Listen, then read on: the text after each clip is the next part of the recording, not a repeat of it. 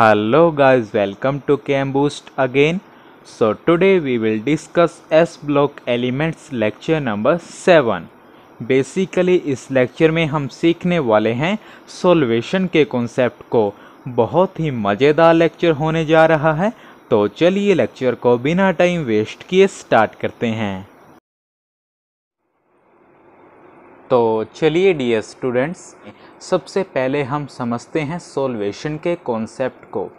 देखिए, हमारे पास जो वाटर है उसका डाई इलेक्ट्रिक कांस्टेंट काफ़ी हाई होता है और इसके कारण जो एल्कली मेटल साल्ट्स हैं वो कम्प्लीटली आयोनाइज्ड हो जाते हैं एक्वस सॉल्यूशन में।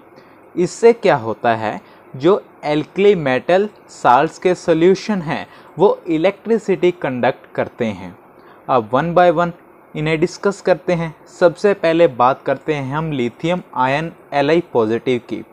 आपको पता है वो काफ़ी स्मॉल साइज़ का है, तो उसके सॉल्यूशन से हम क्या एक्सपेक्टेशन रखेंगे कि उसका सॉल्यूशन बेटर इलेक्ट्रिसिटी कंडक्ट करेगा as compare to the solutions of same concentration of sodium, potassium, rubidium और सीजियम आयंस।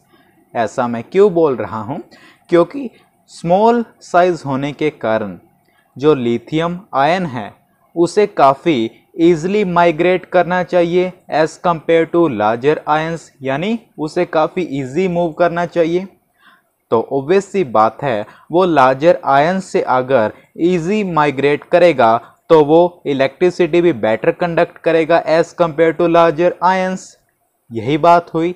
लेकिन जब हमने एक्सपेरिमेंटली देखा तो ऐसा पाया गया कि जो लिथियम आयन है वो सबसे स्लोएस्ट मूविंग है in all alkali metal ions, और जो सीजियम आयन जिसका बिगेस्ट साइज है वो सबसे फास्ट मूविंग है in all alkali metal ions. है ना कमाल की observation.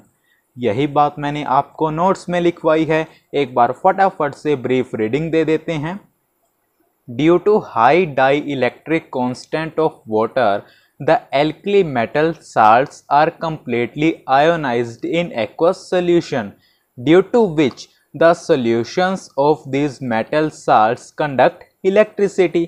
Lithium ion Li positive is small and is expected to conduct electricity better than the solutions of same concentration of sodium, potassium, rubidium or cesium ions. This is because the small ions should migrate more easily than the larger ions and therefore conduct more than the larger ions. However, experimentally it is found that lithium ion is the slowest moving of all the other alkali metal ions and the biggest size cesium ion is the fast moving of all the other alkali metal ions। यानी अगर हम आयनिक mobility का order लिखना चाहें तो वो कुछ इस तरीके से होगा। आयनिक मोबिलिटी, या हम बोल सकते हैं कंडक्टिविटी मेजरमेंट। कंडक्टिविटी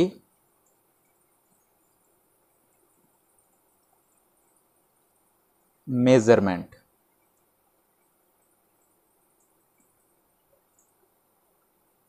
किस में बात कर रहे हैं हम ये? In aqueous solution. वो क्या होगा डियर? वो होगा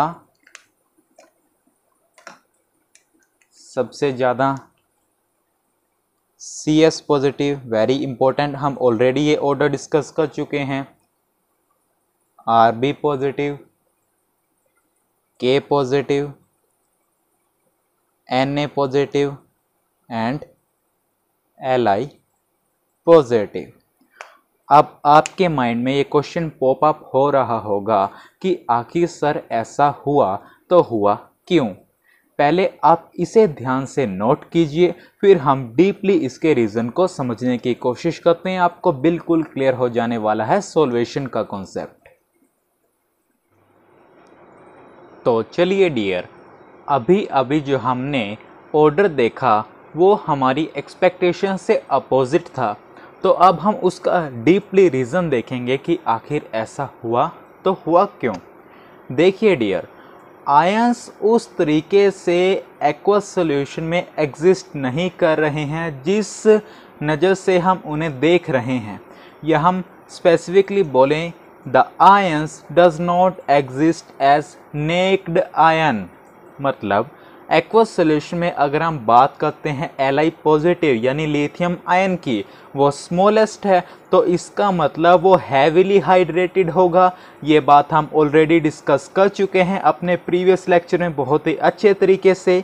अब वो हैवीली हाइड्रेटेड होगा तो ऑब्वियस सी बात है उसका जो हाइड्रेशन का रेडियस होगा, यानी जो radius of hydrated lithium ion होगा वो काफ़ी लार्ज होगा कि नहीं, तो ऑब्वियस सी बात है उसे तेज चलने में काफ़ी दिक्कत होगी, यानी it become sluggish to move fast, यानी वो काफ़ी स्लो मूव करेगा। लेकिन कंपैरिजन की बात करें हम बिगेस्ट साइज सीजियम आयन की, तो वो काफ़ी स्मॉल एक्सटेंट तक हाइड्रेटेड होगा, तो ऑब्वियस सी बात है जो radius of hydrated caesium ion होगा वो स्मॉल होगा as compare to the radius of hydrated lithium ion. तो ऑब्वियस सी बात है जिसका रेडियस कम वो काफ़ी फास्ट मूव करेगा, काफ़ी फास्ट मूव करेगा तो काफ़ी बेटर कंडक्ट करेगा इलेक्ट्रिसिटी को। This is the reason. एक बार ब्रीफ रीडिंग देते हैं। The reason for the opposite order than the expected is that the ions do not exist as naked ions but are hydrated in aqueous solution. Since Li positive lithium ion is the smallest, it is heavily hydrated. This makes the radius of the hydrated lithium ion very large and becomes sluggish to move fast. On the other hand, cesium ion Cs plus is hydrated to a very small extent. Thus, the radius of hydrated cesium ion is smaller than the radius of hydrated lithium ion. Therefore, the hydrated cesium ion, cesium positive, move faster and conduct better electricity. एक बार पूरी story को मैं repeat किए देता हूँ। हम देख रहे हैं सोल्वेशन। सोल्वेशन बेसिकली होता क्या है? सोल्वेशन हमारे पास उस इंटरेक्शन को डिस्क्राइब करता है जो इंटरेक्शन होती है सॉल्वेंट और डिसॉल्व्ड मॉलिक्यूल्स के बीच में। तो हमने देखा कि जो वाटर है उसका डाई इलेक्ट्रिक कॉन्स्टेंट काफ़ी हाई है, जिसके कारण जो एल्कली मेटल आयंस हैं वो कंप्लीटली आयोनाइज्ड हो जाते हैं एक्वस सॉल्यूशन में।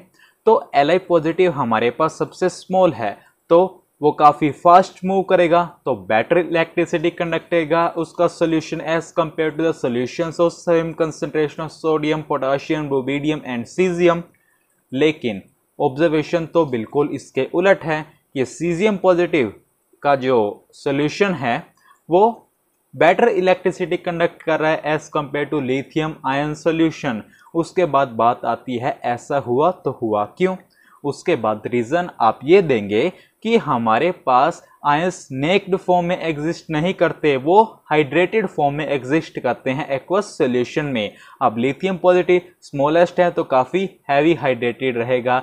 हैवी हाइड्रेटेड होने के कारण जो उसका रेडियस ऑफ हाइड्रेशन है वो काफ़ी लार्ज होगा as compare to biggest size caesium ion जो काफ़ी लो एक्सटेंट तक हाइड्रेशन होगा, और उसका जो रेडियस ऑफ हाइड्रेशन है वो काफ़ी स्मॉल होगा as compare to radius of hydrated lithium ion. तो ऑब्वियस सी बात है जिसका रेडियस ज़्यादा वो काफ़ी कम मूव करेगा, यानी काफ़ी स्लो मूव करेगा, तो काफ़ी स्लो कंडक्ट करेगा इलेक्ट्रिसिटी को। यही बात सब मैंने आपको यहाँ पर एक्सप्लेन की है। आई थिंक फील आया होगा सॉल्वेशन का। अब हमारे पास यहाँ पर सॉल्वेंट वाटर है तो हम यूज़ कर रहे हैं हाइड्रेटेड, अदरवाइज जनरल में हम क्या यूज़ करेंगे? सॉल्वेटेड। सॉल्वेंट कुछ भी हो सकता है, यहाँ पर वाटर है तो हम उसे हाइड्रेटेड बोल रहे हैं।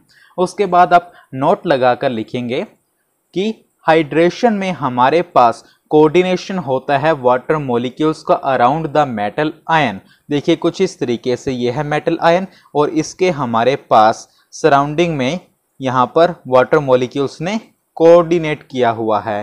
हाइड्रेशन और solvation involves in fact the coordination of water और solvent molecules around the metal ion. इसे हम कुछ इस तरीके से भी रिप्रेजेंट कर सकते हैं। तो आप इसे नोट कीजिए, फिर हम चलते हैं लेक्चर के नेक्स्ट सेगमेंट की तरफ। तो चलिए डियर स्टूडेंट्स, हेडिंग लगाएंगे important points related to solvation. आइए सबसे पहला पॉइंट देखते हैं। The water molecules touch the metal ion and bind with it and forms a complex. These water molecules immediately surrounding the metal ion constitute the primary hydration shell. यहाँ पर आप primary hydration shell को underline कर लेंगे। क्या कहना चाह रहा है ये कि जो वाटर के मॉलिक्यूल्स हैं वो मेटल आयन को टच करते हैं, उसे बाइंड करते हैं और कॉम्प्लेक्स फॉर्म करते हैं। और अभी जस्ट हमने पीछे एग्जांपल देखा, जो ये वाटर मॉलिक्यूल्स हैं जो इमीडिएट सराउंडिंग कर रहे हैं मेटल आयन को, वो क्या कंस्टिट्यूट करते हैं? वो कंस्टिट्यूट करते हैं प्राइमरी हाइड्रेशन शेल को। एग्जाम्पल के लिए वही ले लेते हैं जो हमने प्रीवियस सेगमेंट में लिया। आप देख सकते हैं कि हमारे पास यहाँ पर प्राइमरी हाइड्रेशन शेल में 4 वाटर मॉलिक्यूल्स हैं, जिसे हम कुछ इस तरीके से रिप्रेजेंट कर सकते हैं। तो ये तो बात हो गई हमारे पास फर्स्ट इंपॉर्टेंट पॉइंट की। सेकंड पर चलते हैं। Apart from primary hydration around the metal ion there can be secondary hydration of water molecules. के नो डाउट प्राइमरी हाइड्रेशन तो है अराउंड द मेटल आयन, लेकिन एक सेकेंडरी हाइड्रेशन भी हो सकती है वाटर मॉलिक्यूल्स की अराउंड द मेटल आयन।